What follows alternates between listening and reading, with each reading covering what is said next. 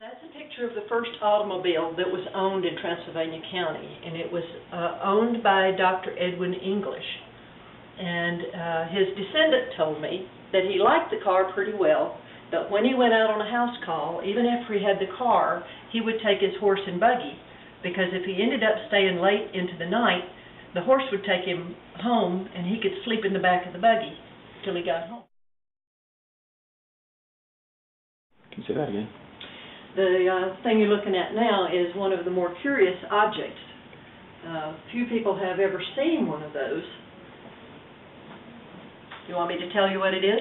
It looks like a toaster. That's what I thought. It was a little flame-driven heater to heat the old iron with. Isn't that something? I don't want it to fall over. I didn't win the prize today. So tell me about the exhibit that's just about to wrap up.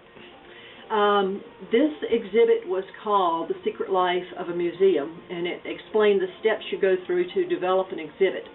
And because there aren't particularly artifacts that belong to that theme, it was an opportunity for our director to pull out some artifacts that hadn't fit into any theme so far, some family collections and things. So there's an assortment of things that came from different historic families on exhibit now. What's the response been to this current exhibit? It's the first one of the season, right? You just had a big reopening. First one of this year. I think we've gotten more folks in than we typically do by this time of year, and that's a good thing.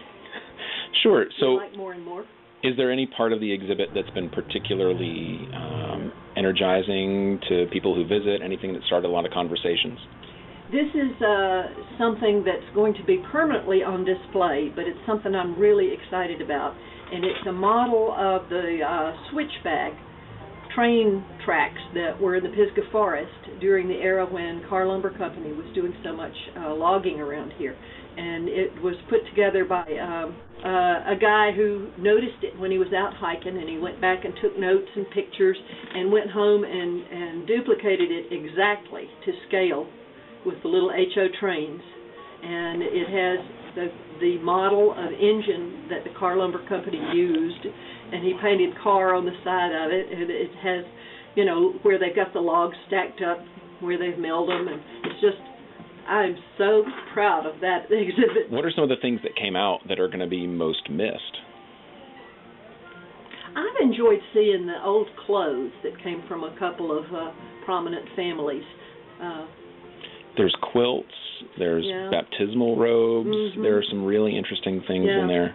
Yeah, and we've also had on display our teaching trunk, which is just amazing. When we talked about having a teaching trunk, I never dreamed it would be as wonderful as it turned out to be. How does that work? Jody Huggins is the main person who develops them. She works at Brevard College and is just a sharp cookie. And each trunk has a theme or topic that it's about, and there are real artifacts and information, and teachers, especially, I think it's fourth grade, whose curriculum calls for local history. The teachers can check them out and use them over several days in their classroom, and each one has activities that go with it. The kids are supposed to look at the stuff and draw some conclusions, and it's really all of that. Even the real artifacts are things that are safe for the children to handle and really put them in touch with another time. Excellent. This exhibit is up for 3 more days, Thursday, Friday, Saturday. And it closes on the 18th. Yes. At what time?